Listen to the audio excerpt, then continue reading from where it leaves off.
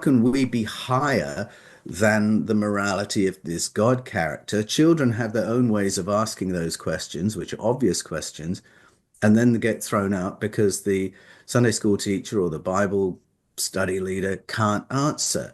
And I'm not talking about this happening to people 100 years ago. I'm talking about people my age and younger who've been thrown out of groups, not because they're being disruptive, but because they're asking obvious questions to which there are obvious answers, but people don't want to give the obvious answers. It is the moral behavior of the Yahweh character gives us a problem because it doesn't square with all the qualities of divinity listed in the New Testament, with all the qualities we're supposed to aspire to, according to the teaching of Jesus.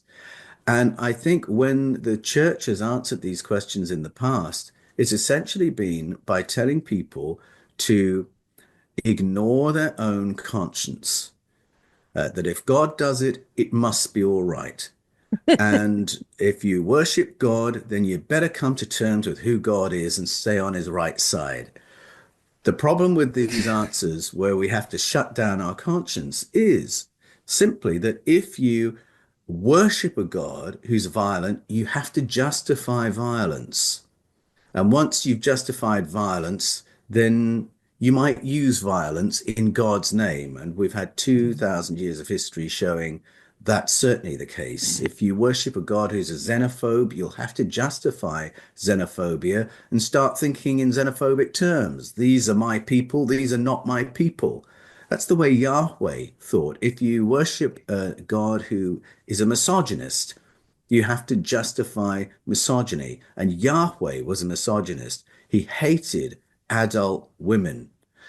He found the whole idea of menstruation disgusting and horrible, and women while menstruating aren't even part of the community. But if he's the creator God, how can... Yeah, exactly. If he's the creator, how can he have a problem with that? And it's one of those little clues. You're dealing with a very eccentric being who should not be worshipped and should not be excused.